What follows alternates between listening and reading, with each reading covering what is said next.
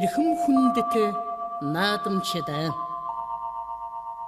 Монгол улсын нийслэл Улаанбаатараас ярьж байна.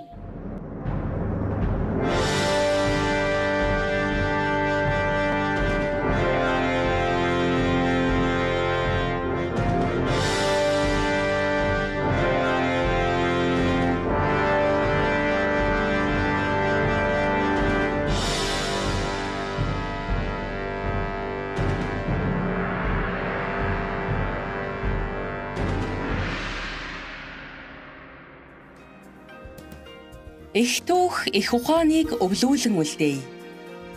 Монгол үндэсний баяр наадмын нээлтийн ёслол үргэлжид эрхмийн дээд эрхэм үйл явдал байдаг. Ардын хувьсгалаас өмнөх он жилүүдэд шашин номын үйл зөнхөлж байсантай уялдуулан цам харайх, төвийн мандал өргөх ёслолоор ганшиг наадмаа эхлүүлдэг байжээ.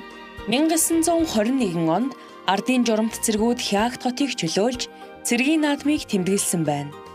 Харин 1946 он буюу ардын хувьсгал ялсны ойн баяр хэмээн нэрийдэх болсон тэр үеэс урлагийн тоглолт, нисэх онгоц, шүхэр, өндрийн үзүүлбэр, морин үзүүлбэр зэрэг сонин содон бүхнийг шингээж эхэлсэн бөгөөд энэхүү нээлтээрээ наадамчин олныг цэнгүүлэн баясгадаг байжээ. Түүх өртөөлсөн төрийн их баяр наадмын нээлт, зохион байгуулалт, найруулга, бэлэгдлийн талаар эрхэм зочдоос тодруулан хүргэе. Ер нь наадам бол өөрөө нэг тийм Монгол гэдэг хүний оршихуйг сануулсан баяр шүү дээ. Тэгээс очиргүй морь бүх соргоор нөгөө хэдэн хүн барилдаад уралдаад байгаа биш юм байна. Энэ чинь олон мянган жилийн түүхтэй. Тэгэхээр энэ оршихуйгаа зарладаг, тэрийн тэнгэр сонсдог, тэрнийг ард түмэн ингээд одоо юу гэдэг нь омгшдог. Бид нар эх оронтой, бид нар ч бас улс юм аа, тусгаар гэдгээ сандаг. Ийм л логик нь явсаар гол өнөөдрийн хөсөө өнөөдөр 2024 хүртэл байгаа бодвол гэж боддгийг зүгээр харахад та өөрийгөө Монгол гэдгийг түүхт гайхамшигт үндэстний нэг эдис гэдгийг нь илүү их мэдрүүлдэг. Ийм л баяр учраас нээлтийг бол их ёсолдог л хэрэгтэй.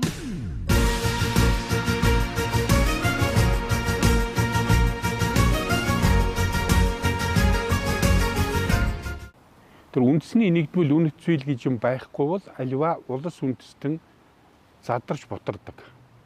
А нэгдмэл үнэт зүйлтэй байж байгаа үед бол тийм юм бараг байхгүй. Та нар бодоод үзээрэй, өнөөдрийн Монгол улс бол нэг монгол хэлтэй, нэг түүхтэй, нэг өв соёлтой. Энгээрээ нэгдэж байгаа. Энэ нэгтгэж байгаа бүх юм нь бол үндэсний нэгдмэл үнэт зүйл. За тэрүүний нэг онцгой чухал цогцлбор маягийн үзүүлбэр нь бол одоо наадам. Одоо жинхэнэ монгол хүн өөрийгөө би монгол хүн гэж ухаарах, сэхээрх, мэдрэх тийм мөчлгүүд бол одоо цагаан сар наадам хоёр шүү дээ, тийм үү? Энэ үндэсний баяр наадам. Бидийн гэхэд ер нь хэн юм бэ? Би хэн юм бэ гэдгийг одоо ухамсарлах тийм нэг чухал мөчлөг бол ерөөсөө л одоо наадам, тийм үү? Дээр үед чинь одоо богд ханд Монгол улсын үед ч үл энэ чинь нэг хагасаар нааддаг байсан байх шүү, хүйд алга ходог, тийм үү? За одоо тэгээд яг бид нар бол 3 хоногийг багтаагаад ингээд наадж байгаа шүү дээ, тийм үү? Тэгэхээр энэ бол үндэснээ сэргээж байгаа хэрэг. Үндэснийхээ нэгдмэл зүйлийг баталгаажуулж байгаа хэрэг. Тийм учраас бол зүгээр одоо мөнгөөр үнэлж ерөөсөө болохооргүй тийм үнэт зүйл байдаг байхгүй юу?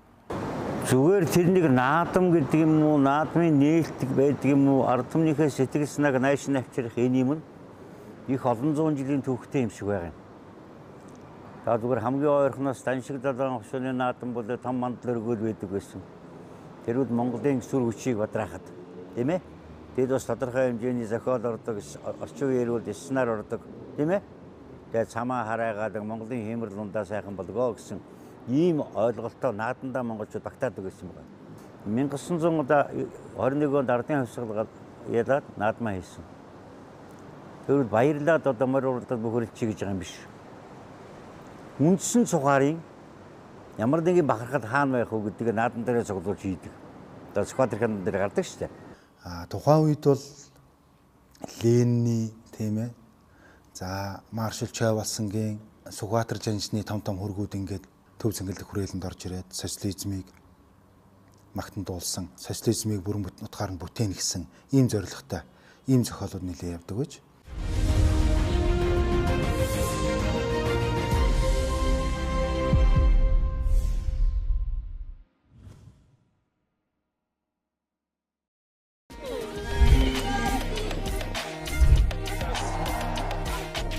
ажил бишэлтэй хөл зэрэгцсэн Монгол түмэн минь сайхан наадаарай. Сайн Electronics.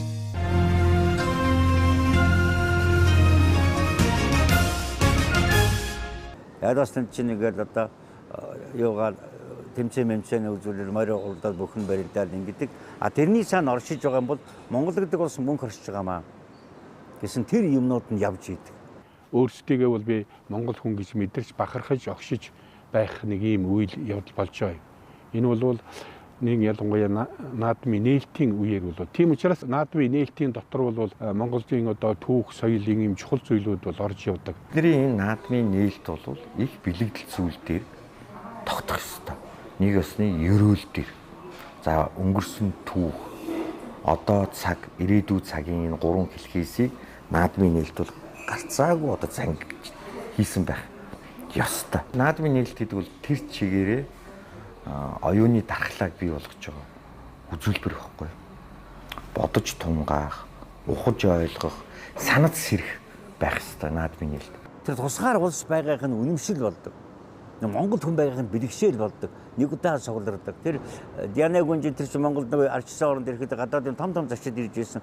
Монголын наадмын нээлтийг их сонирхдаг шин санагддаг гэдэг гадаад их. Них ерөөсөн байдаг юм нэг тийм.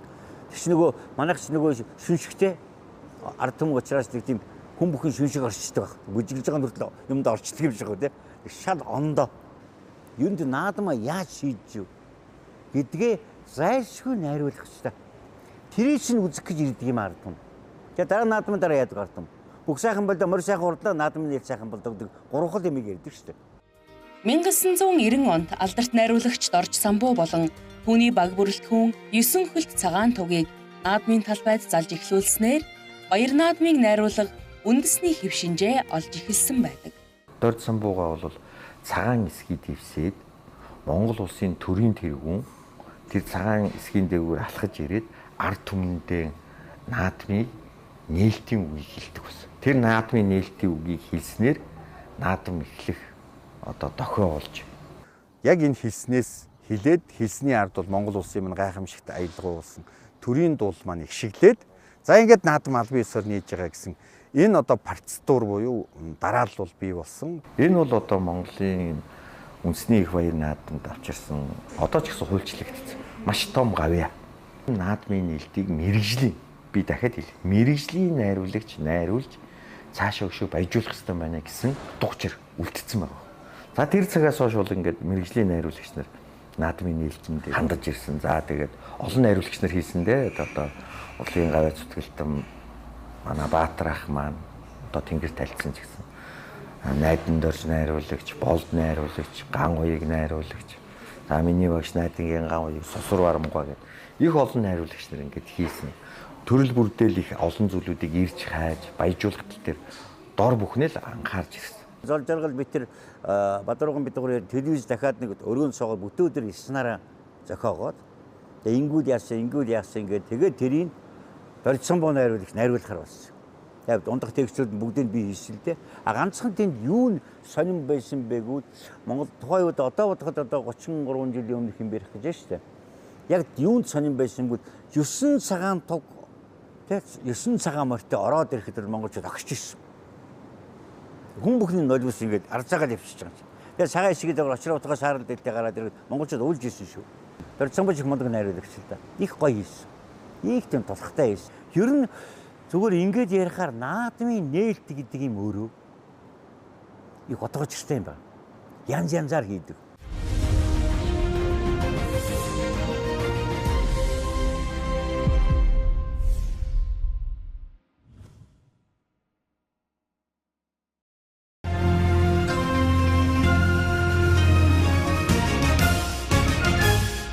Монгол улс баяр наадмаа долоон хошууд аншиг наадам гэдэг Төвөөнгийн бүрд суманд Ширээ цагаан нуурын хөвөнд баяр ёслолтойгоор тэмдэглэдэг байсан бол сүүлийн одоо ардын уншил мансны дараагаар баяр наадмаа хийх төв нь бол Улаанбаатар хот болсон.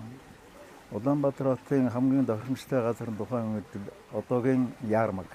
Сайхан цэвэр одоо эко орон зай гэдэг шиг тэнд байлаа. Сүүлдээ Монголын төр баяр наадмаа ерөөсөө ингэж задгаа орон зайд хийх нь өдөлийг асууж юм аа. Тийм учраас төв цэнгэлт хүрээлэн гэж байгуулъя. Төв цэнгэлт хүрээлэнд Баярнаадмаа тэмдэглэе гэсэн үндсэн дээр өнөөдрийн одоо монголчуудын Баярнаадмаа тэмдэглэж байгаа төв сезон хэмээх байгууламжийг барьж байгуулсан түүхтэй юм. Зүгээр миний хувьд бол ингээ өвөөтөөгөө хоёулаа одоо энэ наадмын нээлтийг үзчихээлээ. Манай өвөө их бүх дуртай байсан учраас одоо тэр 9-р суудлын тэнд өвөөтөөгөө мод усруулах кабинетын ажилчдад өгдөг байсан суудлын тэр хавьд байсан юм шиг байна. Тэнд сууж их үздэг байсан. Тэгээд тэр цагаас эхлээд энэ төв одоо цэнгэлт хүрээлэнгийн чинь голын цэнгэлт гэж нэршдэг байлаа ш. Тэгээд автобуснууд хүрэлцээ багтаа учраас ингээд зээл 130 машины твшин дээр суудал засаал ингээл толгоотоос голын цэнгэлт шууд явна гэлээ. Тэр шууд явцгаа салхи татуулаад төв цэнгэлт хүрээлэг ихэлснээр Улаанбаатар хотын хөгжил бас ихэлсэн гэж ойлгож болно гэж бодоод байна. Тэрнээс гадна төв цэнгэлт хүрээлэнд анх барьж байгуулахад би Москвагийн архитектурын дэд сургуульд оюутан байсан. Тэгээд уны хамартаар ирээд яхад манай барилгын зургийн хүрээлэнд хоёр хятадын инженер архитектор хоёр ажиллаж байсан. Тэр хоёр бол төв цэнгэлт хүрээлэнгийн зураг төслийг боловсруулад ингээд 58-59 барьж байгуулан 1961 онд Улаанбаатар хот Баярнаадмаа энэ тодорхой орон зайд хэмдэглэж бас ийм түүхтэй байгаа юм да. Энд ингээд хийж яхад надад юу мэдрэгддэг вэ гэхээр энэ наадмын энэ төв голын цэнгэлтгэд хүмүүсийн эрэхтэй айгүй их баяр баясгалаар дүүрэн ирээдүйдээ итгэлтэй улс орныхоо сайн сайхныг илүү их олж харсан одоо түмэн олныхоо одоо хайр инэрлийг илүү их хүн бүхэн сайн байна уу наадмын баярын мэнд хөөрөглөн юм хизээч уур уцаар байхгүй хин нэг нэгээ доромжилдгүү хин нэг нэгээ илүү хардгүү бүгдэд ийм сайхан энерги түгээдэг байсан учраас энэ одоо миний хувьд бол одоо Монголын наадмыг бол одоо хамгийн олон эзэн хариуч би л байгаа юм зүгээр одоо зүгээр шулуух хэлэхэд тэгээ энд ингэж яхад бол хамгийн их энергийг мэдэрдэг энд бол хамгийн их сайхан одоо энерги шинг эрчим шингэсэн газар гэж юм. Яагаад гэвэл түмэн олны баяр баясгал түүхэн иргэн сансан хэн байсныг мэдэх гэж одоо хэн байгаагаа мэддэг ирээдүйд хэн болохыгоо бас одоо төсөөлдөг ийм л одоо 3 цагийн хэлхээс болсон ийм талбай гэж би бол хувьдаа ойлгодог. Тэгээд магадгүй нэгэн цагт энэ студио маань ингээ шинчлэгдэх байх л да. Улс орн хөгжиж байгаа юм чинь. Би тэгж бодох юм бол энэ дээр битэл дахиж барилга бариараа. Энийг энэ энергитэй, энэ сайхан зүү тогтлоор эн чинь өөрөө түүх байхгүй юу? Эн чинь соёлын өв, голын цэнгэлт энийг ингээ хадгалж үлдээсэй л гэж бодож явдаг штэ.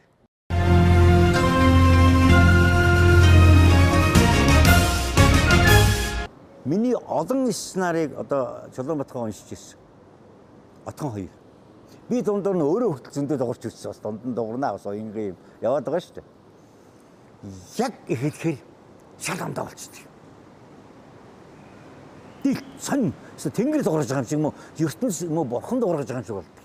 Чулуунбатхан 10 хэдэн жил сценар хвчлээ 10 хэдэн жил хажууд олон наадмаас хамт уншиж дунд нь холбож уншиж ирсэн зөндөө бий л дээ. Парагийн наадмадан дээр Наранбаатарын наадман дээр яг дуурахад бол зүгээр маньвал зүг танк гэж хэлчихсэн.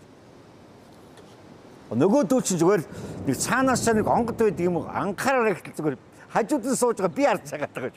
Отгон ингээд дуурахад танк. Ерөөс ийм л болдго юм байна дээ. Энийг хүч байна уу нэг тийм тогтсон юм байна уу мэдэхгүй. Энийг шийд гэж хэлмээр агуу авьяас гэж тэд нар тэрэндээ ордог юм байна дээ. Яг тэрэндээ. Анхаараарай. Манай микрофон төв цэнгэлт хүрээлэнд баярлж байна. Анхаараарай. Эрхэм хүндэт наадамчдаа үндэсний их баяр наадам хэлэхэд бэлэн боллоо. Төрийн их баяр наадамд одоо шавтайгаа энэ олон жил уншсан багш бүтэр байдаг. Одоо бас л их тавилантай шав шүү гэж над тэгдээ. Тэгээ би тэгэхээр зөрүүлэл за одоо миний багш чинь над бас их тавилантай багш шүү. Их авшиг оршоос хоёр үеиндээ гэж хоёулаа их гоё ярьдаг. Яг Чулуунбатхан хажууд нь биш. Яа эвгүй шүү. Яг дуурахтаа бас хажууд нь навцгээд ивчих гэж. Тэгэхээр зэрэг тэр нэг одоо Чулуунбатгай гэдэг хоолой мөнгө өгүүлэг гэдэг. Тийм ээ? Хүүн сайхан дуурч байгаа ч гэсэн. Тэгэхээр тэр одоо би Отхон Чулуунбат хоёрын дуу хоолойг бол зөвхөн нэг тийм мөнгө юм л гэж боддог. Мөнгө юм.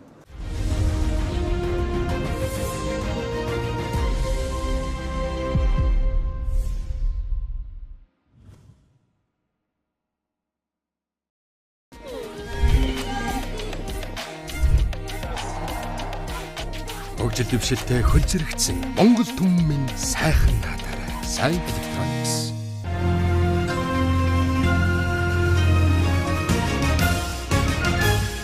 80 оноос би ороод ер нь эхэлсэн хүн шүү дээ. Тэгэхээр 80 оноо 81 оноо 1 гэд эхэлж байгаа юм чи 1 гэд бодчих. 81, 82 гэж болж байгаа 44. Одоо 44 тийм ээ. Тэгэхээр нөгөө 80-га орхисон байгаа шүү дээ. Нэмэхээр 45 дахь жил. Одоо болох гэж байна. Энэ жилийн. Багшвал намайг ер нь за ястаа нэг бэлдээл гэж бичсэн юм шиг байгаа. Яг одоо бодоход. Залуудаа мэдэхгүй байгаа. За энэ хүүхдийг ер нь нэг тултал нь бэлднэ. Ерөөсөө энийг жоохон ч зай залхуур суулгаж үлдээхгүйгээр нь ёстой хамаг юмал заа гэсэн юм шиг байна. Над бол их юм заасан байгаа маа. Ардын хөсгөлийн 104 жилийн гээл дуурахад дотроо тэр бүх юм авч дуурдаг байхгүй. Тэ? Анхаараарай. Ардын хөсгөлийн 103 жилийн гээл шал ондоо зүрхнээс их олон том юм авч гардаг байхгүй. Зүгээр юм хөтлөх амархан зүрхэндээ тэгээд хөтлөх хүртэл ондооч би юм хөтлөдөг юм мэднэ. А тэр шиг эндээсэл байдаг байхгүй. Тэр сүр хүч нь энергитэй учраас хүмүүсийн чихэнд ирчдэг шин. Өөрийн ойлгосон ойлголтоор үгээр гаргана үхээс миний тарих хүлээж аваагүй огт ойлгоогүй нүд ийшээ хараа сэтгэл өөрийн бодоод ивэл эн чинь хүмүүст хүрэхгүй шүү дээ. Тийм учраас энэ маш их том хөдөлмөр. Энийг яг гүйцэтгсэн хүн л мэднэ. Зохиол гэж байгаа шүү дээ, тийм ээ. Зохиол эрт гарна. Бидэнд эрт өгнө. Тэгээд яг төрийн наадмын эхлэл манай миний гэрт болдог байхгүй. Би одоо зохиол авсан хойно л 90-ээр нь одоо эрэгтэй эмэгтэй хоолоогоор хуваагаал. Тэгэл гэртээ одоо яг нүдэндээ харж байгаа л яг наадмаа нээж байгаа л гэртээ уншдаг байхгүй юу. Цэнгэлтгийн бэлтгэлд очиход цэнгэлтгийн бэлтгэл маш олон өндөр бэлж байгаа юм чинь. Тэгээ нөгөө хөдөлгөөнт тоглолтуудтайгаа тааруулна.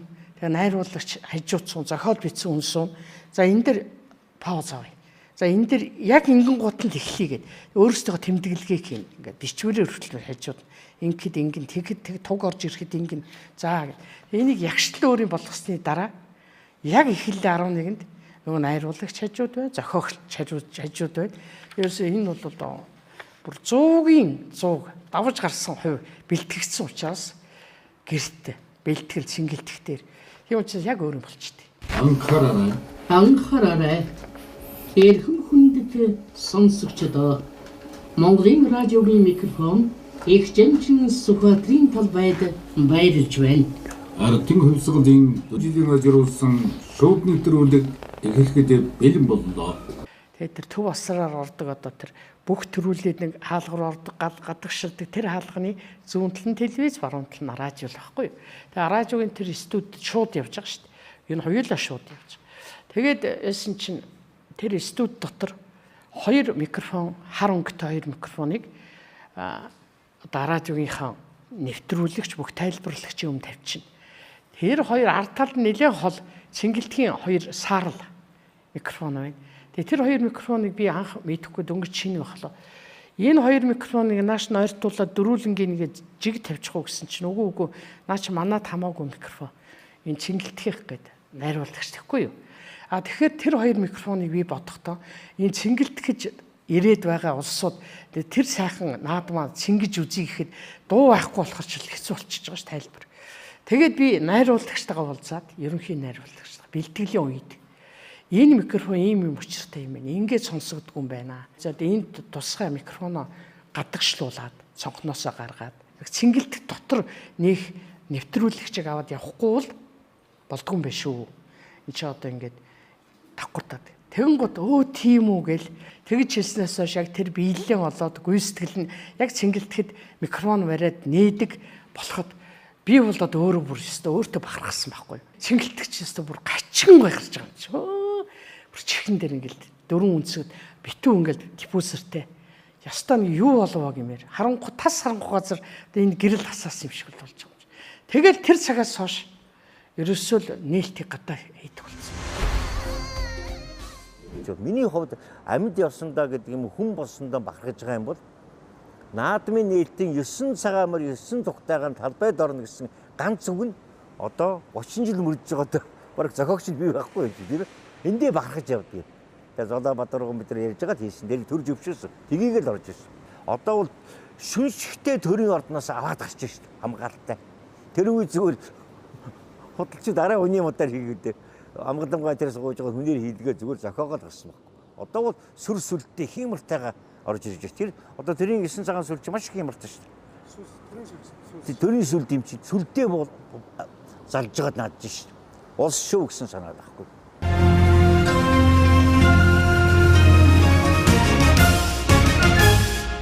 Юсэн хөлт цагаан туг нь их цагаан туг гол сүлд түүнийг тойрсон 8 элч баг сүлднээс бүрдэнэ. Монгол улсын төрийн үйлс Мандан Бадрахын бүх бэлэгдэл Юсэн хөлт их цагаан туг сүлдэнд шингэсэн байдаг гэж үздэг. Юсэн хөлт цагаан тугийг 7 дугаар сарын 10-ны өдөр төрийн ордныг нар зөв тойруулан цэнгүүлж буцаан зална.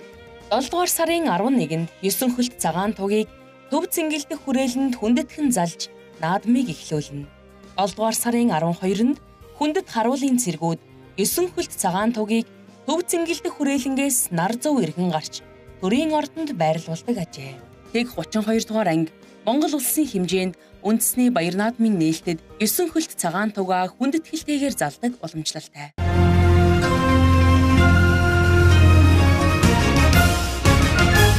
Хуучин цагт бол Монгол хүн бол ерөөсөө төрийн сүлбэнд өршөөл гэж уулаа галддаг байсан шүү дээ. Юсэн хөлт цагаан туг чинь одоо төрийн сүлд, Монгол төрийн сүлд. Төрийнхөө сүлдийг цэнгүүлэх Монгол үндэстний сүнс оршиж байгаа гэж үзэж байгаа шүү дээ. Тийм учраас тэр үндэстний сүнсийг одоо цэнгүүлэх хэрэгтэй гэсэн ер нь гол санаа нь тэр.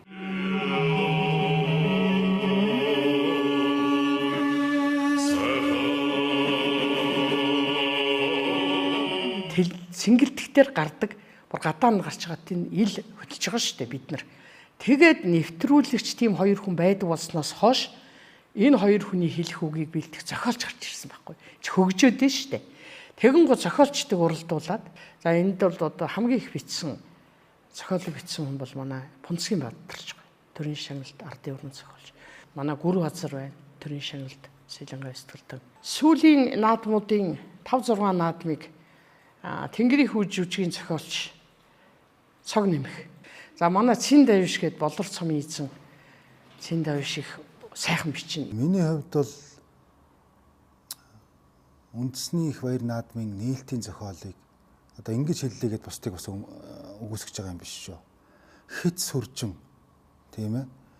Хит одоо тийм айхтар том одоо янз янзын үгээр чимгэлэхээс илүүтэйгээр яруу тансаг хийгээд үнэн үгээр зохиол бичгэнсэн даа гэж бодож хичээж.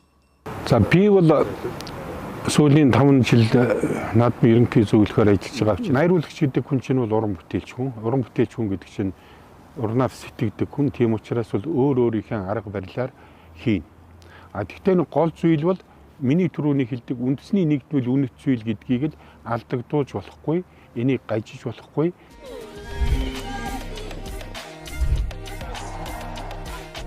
Хөгжил дэвшилтэй хөл зэрэгцэн Монгол түмэн сайхан наадаарай. Сайн Electronics.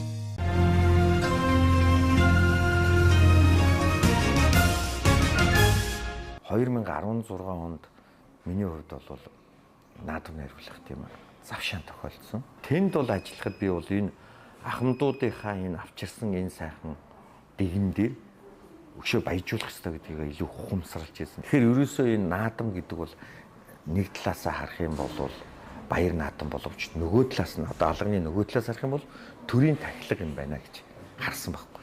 Тэгээ энэ утгаар нь ерөөсөө том төрийн тулга хийгээд тэр төрийнхөө тулгыг наадам бүхний нээлтэн дээр бадрааж явах юм бол монголчуудын хямрал унд даасах юм байна, сэтгэлийн гал насах юм байна, тийм ээ? Тэр гал мах одоо сэргээх юм байна. Гал шиг үргэлж дээшээ одоо бадарч байх юм байна гэсэн бэлэгдэл зүг тулгаа асаасан. Маш их олон зүйлүүдийг шинээр хийсэн. Тулганы галыг бадраасан. За тэгээд хүндэт харуулын 9 хөл тугийн морьт одоо дагуулуудын тоог нэмсэн, илүү их сүрлэг болгож ирсэн. Ерөөсө түүхчлэх ёстой байна гэж. Яагаад гэвэл энэ дэлхийн хүн төрөлхтний түүхийг ярих юм бол Монголын түүхийг ярихгүй байх юм. Ийм л одоо энэ цэнхэр гаргийн нэг тийм том үндэстэн бид нар. Тэгэхээр бидний явж ирсэн тэр 3000 жилийн түүхийг бид энд дурсахгүй байх аргагүй.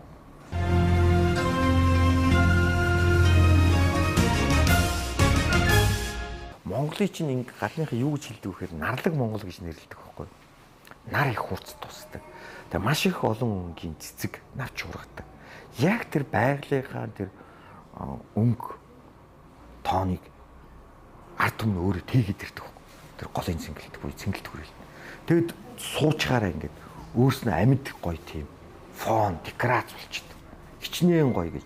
Тэгээ нүүрэндээ бүгд баясалтай. Хинч хинтээ тийм муухагаар харьцсангүй. Ёстой тэнд жинхэнэ тэрний хором хугацаанд ёс зүй гэдэг чинь дээцэгтэй үрж байгаа.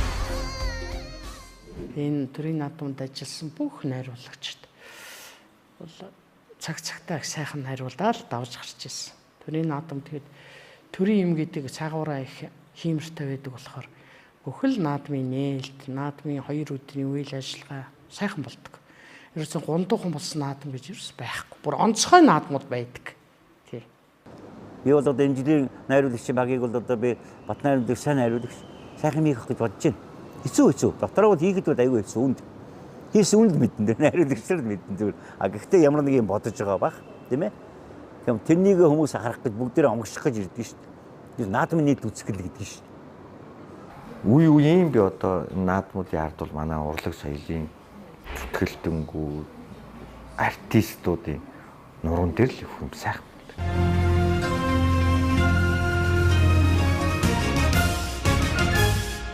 За ингээд их залуугаас төв цэнгэлтэнд төрийнхөө их баяр наадмыг нээх гээд очисон цагаас өнөөдрийг хүртлээр цаг хугацаа тоо маань ч одоо энэ жил бол ороод 45 болж байна. Тэгээ залуу байхад ээж маань намайг өглөө гарахад сүү амсуулаад нэг гоё өрөөл хэлээд араас ээж маань аян зам юм сүүгээр өрөөж ийн гэж чинь төрийн одоо төрдөл өргөж байгаа сүүш төрийн наадам дуурах гэж байгаа охиндоо. Тэгээд байдаг байсан. Тэгээд одоо сүүлийн ээж маань бурхан болоод одоо 21 жил болж байна. Тэгээд өөрөө сүү амсаал гардаг та. Нодлон бол багш байхгүй би бодсон. Одоо яана. Яг уншиж байгаа үед хоолоо моолоо ингээл гачин болол. Тийм ээ? Хоолоо багалзуур огшоол ирэх үедээ багш маань бас бодогдоол. За тэгэл одоо бичгтэйгөө хоёлтай бид нар одоо сайн муу сайхан мохоо бүх юм сэтгэлдээс гаргаж хаях хэвээр. Тэгэхдээ яг ингээд хүүтэн эдгэр чулуун шавтайгаа уншихад надад ерөөсөө тэр яг тэр уншиж байгаа дотор багш бодогдоол тийм ээ үгүйлэгдээл нэг эвгүй хоёр сэтгэл хоёр дадсан гараагүй шүү дээ. Хүүхэд нь маш адилхан. Бүр маш адилхан болоод. Үе үеийн наадмыг хийж байгаа уран бүтээлч нартай та нарын минь хүч хөдөлмөр зүтгэл сэтгэлээр энэ Монголын ард түмэн бас баярлдаг шүү гэдгийг бас дашрамд нь энэ нэвтрүүлгээр дамжуулаад та нараараа бахархдаг шүү. Монголын урлаг соёл дүүн мөнхөд бас дэвжих, дэлгэрэх болтугай. Дэлхийн илүү их Монгол хүний оюун санааг анхаардаг тийм цаг удахгүй эсвэл гэж бодож байна.